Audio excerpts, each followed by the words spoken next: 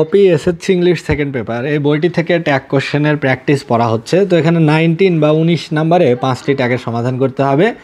এ নাম্বারে বলছে যে what a brilliant result you have made, অর্থাৎ কীরকম একটা অসাধারণ ফলাফল তুমি করেছো। তাহলে ইউ হ্যাভ মেডের ট্যাগ হবে হ্যাভেন্ট ইউ, অর্থাৎ করনি কি একটা অসাধারণ রেজাল্ট তুমি করেছো, করনি কি, এটাই হলো ট্যাগ। অর্থাৎ ট্যাগটা করাই হয় হচ্ছে বক্তব্যটাকে আরও বেশি এমফাসাইজ করার জন্য, জোরালো করার জন্য। বি নাম্বারে বলছে we feel proud of you, অর্থাৎ তোমাকে নিয়ে আমরা প্রাউড ফিল করি বা গর্ব অনুভব করি। তাহলে উই ফিল, প্রোনাউন উই তো কনফার্ম, ফিলের ভিতরে প্রেজেন্ট ইনডিফিনিট টেন্স আছে ডু বা ডাজ। এখন উইয়ের সাথে কি ডু যাবে না ডাজ যাবে? তো উইয়ের সাথে যাবে ডু। আর যেহেতু এটা অ্যাফার্মেটিভ বা হ্যাঁ বাচকে, তাহলে ট্যাগটা করতে হবে না বাচকে, তাহলে হবে ডন্ট উই।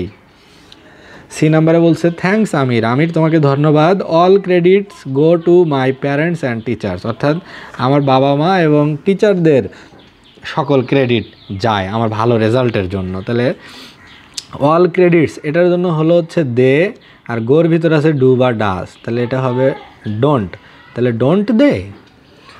ডি নাম্বারে বলছে I am very grateful to them, আমি তাদের প্রতি ভীষণ কৃতজ্ঞ, তাহলে এটার ট্যাগ হবে এইনটাই। ই নাম্বারে বলছে রাইট ইউ আর, তুমি সঠিক বলেছো। We want to remain ever grateful to them, অর্থাৎ তাদের প্রতি সবসময় কৃতজ্ঞ থাকা আমাদের উচিত, তাহলে এটার ট্যাগ হবে ওয়াটেন্ট উই।